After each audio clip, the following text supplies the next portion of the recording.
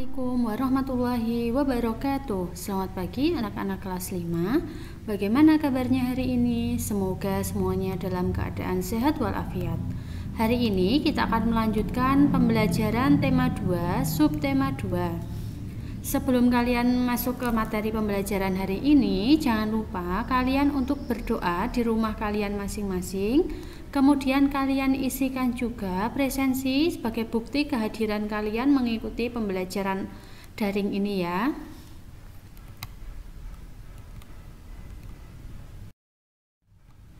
Tujuan pembelajaran kita hari ini ada 5. Apa saja itu? 1. Dengan menyimak penjelasan guru dan membaca teks yang disajikan melalui grup WhatsApp ataupun melalui Google Meet, siswa mampu mengidentifikasi berbagai penyakit yang berhubungan dengan organ pernapasan pada manusia. Tujuan yang kedua, dengan membaca teks yang disajikan melalui grup WhatsApp atau Google Meet, siswa dapat menjelaskan informasi terkait pertanyaan apa, siapa, di mana, mengapa, dan bagaimana. Yang ketiga, dengan mempresentasikan bagan melalui grup WhatsApp atau Google Meet, siswa dapat menjelaskan berbagai penyakit yang berhubungan dengan organ pernapasan pada manusia. Yang keempat, dengan menunjukkan clipping, siswa dapat menceritakan karya tari daerah yang menggunakan properti. Dan yang kelima, dengan memperhatikan gambar yang disajikan melalui grup WhatsApp ataupun Google Meet, video tari atau bimbingan guru, siswa dapat berlatih gerakan tari daerah menggunakan properti. Materi pertama kita akan membahas mengenai mengklasifikasi informasi dari teks bacaan. Dalam mengklasifikasi informasi, terdapat sejumlah daftar pertanyaan yang harus dipersiapkan. Mengklasifikasi informasi teks bacaan, yang pertama, kita harus membaca dengan cermat dan keseluruhan teks bacaan. Kedua, memahami isi teks bacaan dengan baik dan benar. Kemudian yang ketiga, menentukan pertanyaan dan jawaban sesuai dengan isi teks bacaan tersebut. Sekarang mari kita baca bersama-sama teks bacaan yang berjudul Mengenal Virus Corona atau COVID-19.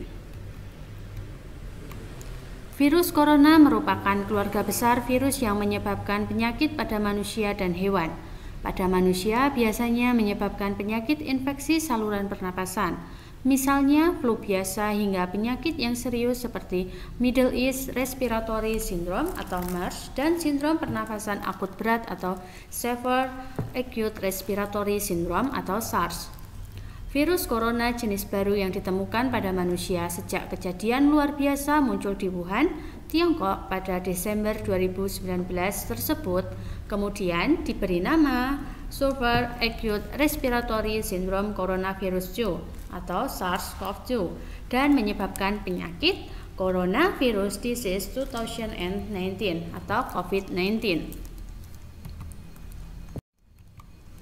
Sama halnya dengan penyakit pernapasan lainnya, virus corona dapat menyebabkan gejala ringan, misalnya pilek, sakit tenggorokan, batuk, dan demam.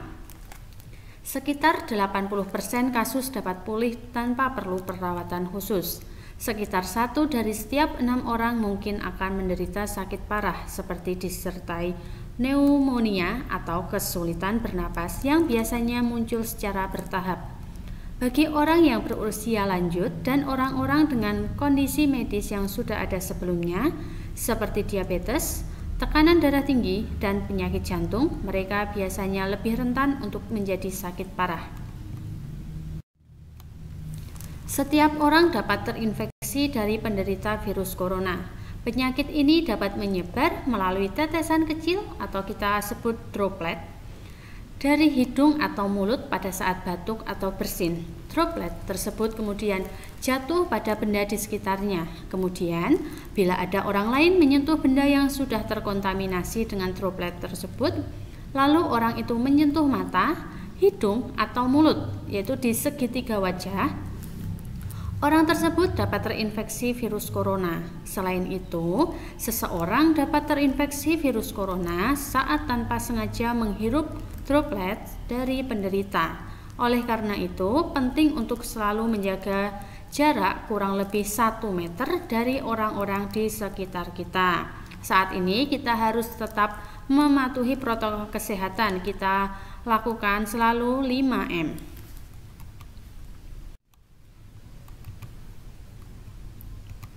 Berdasarkan teks bacaan yang berjudul Mengenal Virus Corona atau COVID-19, kita dapat mengklasifikasi informasi teks bacaan dengan membuat sejumlah daftar pertanyaan. Coba buatlah 3 contoh daftar pertanyaan berdasarkan teks bacaan Mengenal Virus Corona atau COVID-19 di buku tulismu. Sekarang anak-anak perhatikan gambar di bawah ini. Ada 2 gambar. Anak laki-laki yang menghirup asap kendaraan bermotor tanpa menutup hidung mulutnya. Kemudian yang gambar di sampingnya, dia memakai sapu tangan untuk menutup hidung dan mulutnya. Apa yang akan terjadi pada anak yang tidak menutup hidung dan mulutnya saat terkena asap kendaraan? Tentu saja dia akan mengalami gangguan pada organ pernapasan. Hari ini kita akan belajar mengenai penyakit pada organ pernapasan manusia. Apa saja penyakit pada organ pernapasan manusia? Ada banyak ya, kalian bisa menyebutkan apa saja. Yang pertama ada influenza atau kita sebut flu. Penyakit yang disebabkan oleh virus influenza. Penyakit ini timbul dengan gejala bersin-bersin, demam, dan pilek. Penyakit yang kedua kita kenal sebagai faringitis. Apa itu faringitis? Faringitis adalah radang pada bagian faring.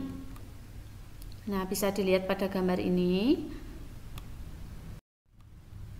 Yang ketiga ada laringitis. Kalau faringitis tadi menyerang bagian faring.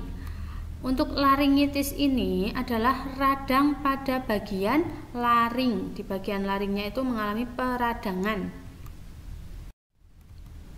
Yang keempat difteri, yaitu penyumbatan faring atau laring oleh lendir akibat infeksi bakteri Corynebacterium diphtheriae. Nah, gambarnya seperti ini untuk orang yang mengalami difteri. Yang kelima ada bronkitis. Apa itu bronkitis? Bronkitis adalah gangguan pada cabang batang tenggorokan atau bronkus akibat infeksi. Gejalanya adalah penderita mengalami demam dan menghasilkan lendir yang menyumbat batang tenggorokan. Akibatnya penderita mengalami sesak napas. Bisa diperhatikan untuk bronkus yang normal itu gambarnya yang di atas. Kemudian orang yang mengalami bronkitis, bentuk bronkusnya itu ada lendirnya, jadi aliran udaranya itu terhambat. Yang keenam ada penyakit asma. Kalian pasti sering mendengar nama penyakit ini. Asma adalah kelainan penyumbatan saluran pernapasan yang disebabkan oleh alergi debu, bulu, atau perubahan cuaca. Adanya peradangan saluran pernapasan menyebabkan saluran pernapasan menjadi bengkak dan sangat sensitif. Kelainan ini dapat diturunkan dan dapat kambuh jika suhu lingkungan cukup rendah atau keadaan dingin. Yang ketujuh ada TBC atau tuberkulosis. TBC merupakan penyakit paru-paru yang disebabkan oleh bakteri yang dikenal dengan nama Mycobacterium tuberculosis. Bakteri ini menimbulkan bintil-bintil pada dinding alveolus. Jika penyakit ini menyerang dan dibiarkan semakin luas, dapat menyebabkan sel-sel pada paru-paru mati. Akibatnya, paru-paru akan menguncup atau mengecil. Hal tersebut menyebabkan para penderita TBC nafasnya sering terengah-engah.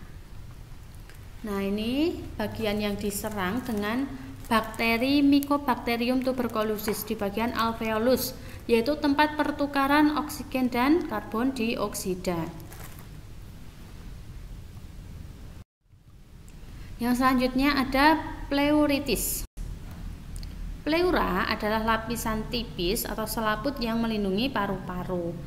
Pleuritis adalah penyakit berupa radang pada selaput paru-paru. Gambarnya seperti ini ya. Untuk orang normal, paru-parunya gambarnya masih bersih. Kemudian yang menderita pleuritis itu ada peradangan di selaputnya. Kemudian ada kanker paru-paru. Penyakit ini merupakan salah satu penyakit paling berbahaya. Sel-sel kanker pada paru-paru terus tumbuh tidak terkendali. Penyakit ini lama-kelamaan dapat menyerang seluruh tubuh. Salah satu pemicu kanker paru-paru adalah kebiasaan merokok. Jadi anak-anak, kalian hindari kebiasaan merokok ya. Untuk penderita kanker paru-paru, nah ini ada gambarnya bagaimana ada paru-paru yang sehat, kemudian di sebelahnya ada paru-paru yang sudah terserang kanker.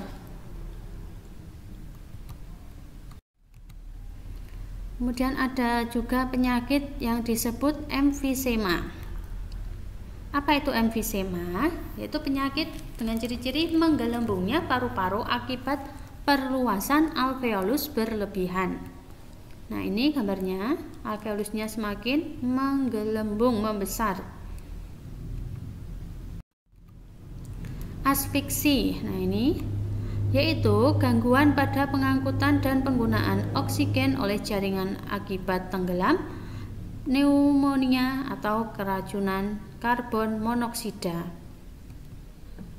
Untuk gambarnya seperti ini ya. Yang selanjutnya ada asidosis. Apa itu asidosis? Asidosis adalah gangguan pada sistem pernapasan akibat peningkatan kadar asam karbonat dan asam bikarbonat dalam darah. Ada beragam penyakit yang dapat mengganggu organ pernapasan kita. Apa yang dapat kita lakukan agar organ pernapasan kita selalu sehat? Nah, coba kalian tuliskan hal-hal yang dapat kita lakukan agar organ pernapasan kita itu selalu sehat.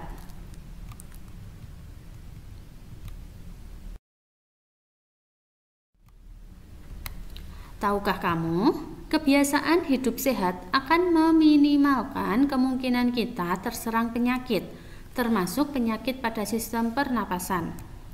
Salah satu kebiasaan hidup sehat adalah dengan selalu aktif melakukan kegiatan atau latihan fisik. Latihan fisik tidak hanya dapat dilakukan melalui olahraga, tetapi juga dapat dilakukan dengan menari. Siapa yang suka menari? Kita lanjutkan materi kita mengenai tarian yang menggunakan properti. Di pembelajaran sebelumnya kalian juga sudah belajar mengenai properti tari. Sekarang kita ingat kembali.